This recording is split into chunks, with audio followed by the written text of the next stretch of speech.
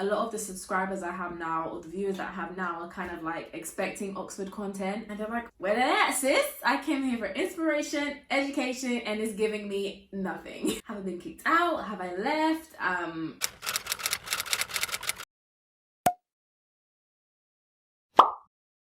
So, hi guys, I always clap my hands. I feel like somebody in the comment section was like, why does she always clap her hands? And I was just like, it's habit. Like, don't be a hater.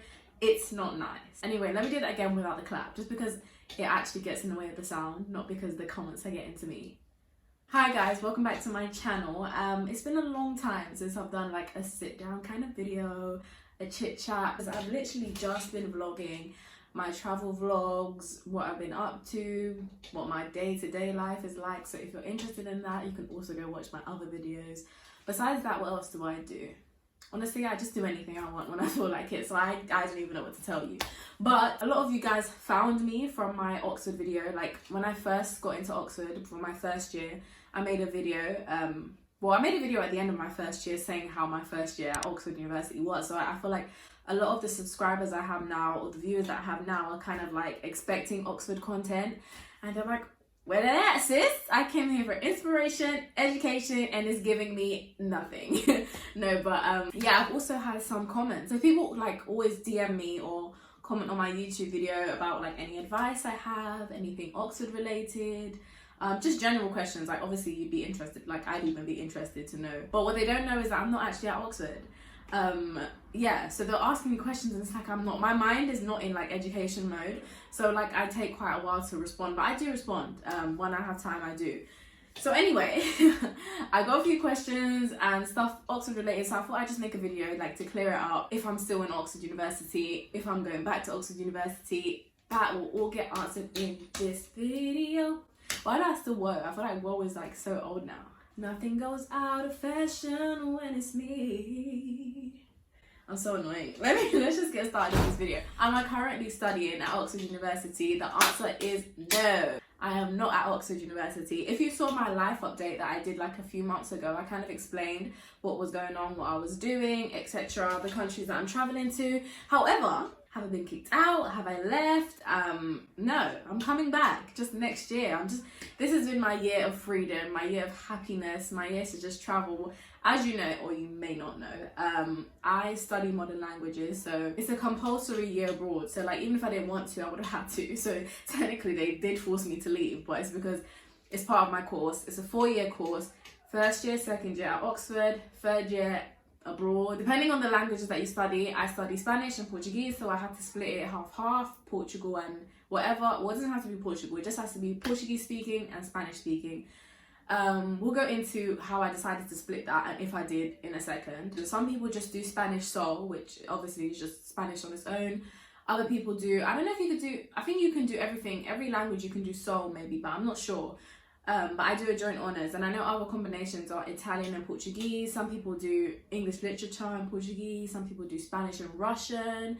I know somebody that does Arabic, so obviously their year abroad will be based on the languages that they're learning. Do you know what I mean? So anyway, I'm currently in Spain. This is literally my house in Spain, Valencia. I'm a teacher. I'm an English teacher, so I teach English to primary school students, and it's been great. I'm not going to go into detail about how that's going, because I feel like this is not what this video is for. Like, you guys care about Oxford, not the Spanish teaching situation. So I'm just saying that it's good. I'm enjoying it. The kids are lovely.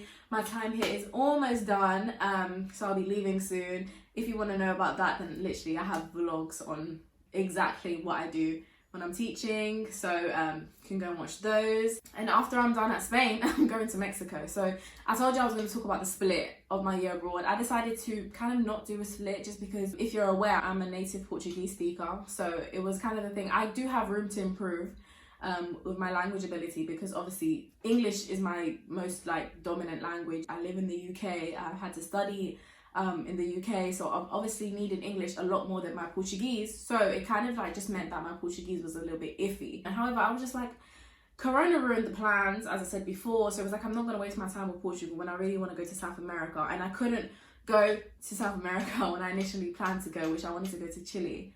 And I didn't end up being able to go, so I just stuck with Spain. I didn't want to go to Europe. I was like against Europe, because I was like, I live in Europe, like, can I just expand my horizons and like get out of Europe. But I was like, you know what, this is a good opportunity, it's paid. I needed some money and I thought, why not? And you know what, I loved it. I don't regret it. I kind of almost fell in love with Valencia. It's a great place. I didn't even know it existed, if I'm being honest. Like when I thought of Spain, I thought of Barcelona, Madrid, the islands, Gran Canaria. What else did I think of? Seville, Andalusia, all of those stuff. I just didn't think that there was any type of Valencia. Nor did I know that they speak Spanish and another language, Valencian. But anyway, we'll get into that in another video. As for Oxford, I'm currently not in Oxford, so I'm not in education mode, but I will be going back to Oxford. This year is essentially a chance for me to immerse myself in the country, immerse myself in the language. They're expecting, when I get back, they're expecting me to be fluent. But what they don't know, that's not the case. Honestly, I feel like I had an advantage because I was already quite good at speaking Spanish. I wouldn't say quite good, I was okay. I was quite okay to good. I just feel like I've improved a little bit, but not much. It's just because I've been around people, I've been having to listen and respond and talk to people in Spanish and, you know, buy things in Spanish. So I guess in that respect, you're always going to improve a little bit, and I've learned so much new vocabulary, but I haven't actively been trying to improve anything. Like honestly, I've been very lazy with the whole actually learning languages. Like I thought we have an Erasmus kind of thing website. I don't know what it is, but it's almost like this platform that allows you to practice your Spanish. It's almost like online homework, I guess. So it has listening, it has speaking, it has reading. It's actually a good resource, and I plan to use it. I really do plan to use it. It's just that I haven't got around to it because I've been doing other things. I've actually been applying.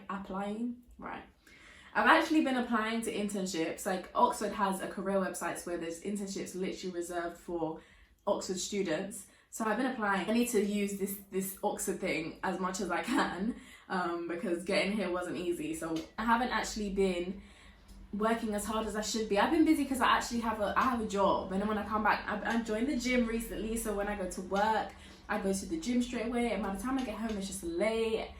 And you know what? I don't have that pressure where I feel like, oh my god, I need to do work because I'm not in university. So I'm very like relaxed with it. But I don't think I'm falling behind. I just think I need to pick it back up and become serious with this whole like improving in my language and stuff like that. When I feel guilty, I do sometimes do a little bit of, you know what I mean? So let me tell you the resources I've been using for my lazy kind of like language learning ability. So I don't know if you know how languages is split, but you have, as I said before, you have listening, which that's why it's good for you to watch movies and stuff like that, and podcasts. You have speaking, which is also good for you to actually use the language. Sometimes just repeating after what people are saying, or sometimes I literally be talking to myself in Spanish. Like on my way home from work, I'll have my headphones in so people are thinking, oh, she's having a conversation. I'm talking to my damn self, okay? So I said listening, speaking, obviously reading. You have your reading because you need to be able to read, and write as well. You have your writing. I haven't been practicing my writing at all because that just requires a lot more oomph from me that I don't currently have. But anyway, so the other day I went to the beach and I was like, let me just take a book with me. And other times as well, when I'm bored and come back from the train, I literally just read this. This is Portuguese though, verbs and essentials of grammar, and it's actually good for both Portuguese and Spanish because a lot of the grammatical rules apply to both. And then I also get to see the differences between Portuguese and Spanish because a lot of people think that they're the same, so it's like it should be so easy for me to learn both, but actually it makes it even more difficult for me because sometimes I'll be saying Portuguese words thinking that it can also be used in Spanish, or like I'll try to speak Spanish in a Portuguese accent. I think I'm kind of over that kind of hill now. It's actually so hard to be able to manage both languages and switch in and out between the two. I'm getting used to it, but it is still quite hard. Anyway, this book is really great. I took it from Oxford. I don't even know if they know that I took it. Well, they do because it's under my name, but I've had it for a long time, so I'm thinking I'm racking up them bills. Hopefully not, because it wasn't my fault. And also another thing that I have here is a book. It's called El Año de las Desapariciones. It's not actually a Spanish book. It's a maybe English or American book, but it was translated into Spanish, so it is in Spanish. And I occasionally I read some of this book, and it's such a coincidence because I didn't even plan to leave that there. I just leave it on my floor beside my bed. I write down the vocabulary that I don't know from the book, which I think this is actually a good resource. I don't do these things often, but I do them from time to time to make me feel better. I used to use Duolingo, but the thing with Duolingo is I do feel like it is very childish. Like I feel like It's good for basic beginner always. I feel like most apps always cater to the beginner as well. But then when you want the more advanced stuff, when it's like, okay, now I want to like take this a little bit more seriously, I want to be challenged a little bit more, I feel like Duolingo wasn't always the vibe. I now use this app called the Ling app. I think it even has more languages than Duolingo. And I was actually trying to learn Italian on there as well. I don't know who I think I am to try and learn another language when I need to stick to the status quo. But I also do Spanish as well. And one thing I like about the Ling app is that you can literally have conversations. You literally can just text like it's your friend, have conversations. So it helps you like practice your kind of like writing skills and your conversational skills as well. I just feel like the Ling app is a little bit more advanced, and plus I'm always on my phone anyway, so sometimes I'm like, okay, let me be studious, like let me get this bread and let me just go on the Ling app. It just makes me feel a little bit less guilty, and that's it for me. Like as of right now, I'm not doing much other than those like 3 things, but I do plan on doing more in the near future, so please don't judge me. And I won't judge you, because I'm sure you have assignments, but you're watching this video. When I do think about the fact that it's my final year, I'm just nervous. Like, I'm excited because it's my final year and I can finally get away, you know what I mean, from that prison.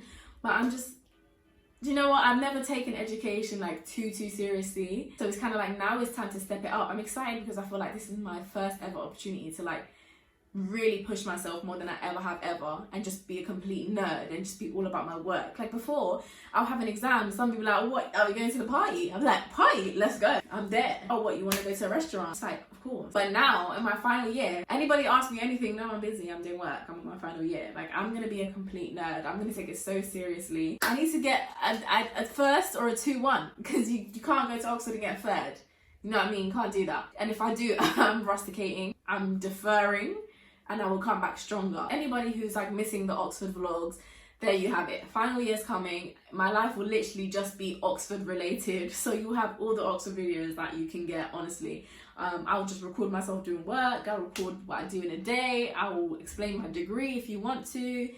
If you guys are missing it, you will have it next year. As for now, it's all about the traveling. It's all about the year abroad, learning the language, having fun. And I need to enjoy this to the best of my ability, because I know when I go back I'll be thinking about how I was chilling at the beach, how I was relaxing away from academia. I feel like I'm genuinely happier and just less stressed and just less, like my skin is doing better. I feel like I have more time for myself, for my hobbies and my interests. Like procrastination is still a big problem for me, but it's almost like I'm allowed to procrastinate because I have the time. And sometimes you actually do have time when you're in Oxford, just maybe once in a week, once in a blue moon, you actually have time, but you're so preoccupied with work that's coming in the future that it doesn't even feel like you have time. Your brain is thinking, no, this is not free time, this is panic time, this is stress time.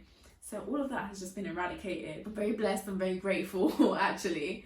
But I will come back stronger in my 4th and final year, and I'll be graduating, and I don't know what I'll be doing after that. Oh my god, that's just stressing me out. But yeah, I hope that's cleared everything up. I'm not currently in Oxford. I will be going back to Oxford. This is just my year abroad. Don't panic, I didn't get kicked out. So that's why I'm not making any Oxford videos. Even when I was in Oxford, I wasn't really making that many Oxford videos just because it's not that interesting to me. I do enjoy making the Oxford videos. I feel like I'm being so negative about Oxford. Like, ugh, actually it's true, I am being negative about Oxford because it's deserved. But I'm just saying I will be making Oxford videos later on, just not now because I'm not there. I think that makes sense. I will see you in another video. I'll see you soon. I hope you're feeling blessed. I hope you're feeling happy.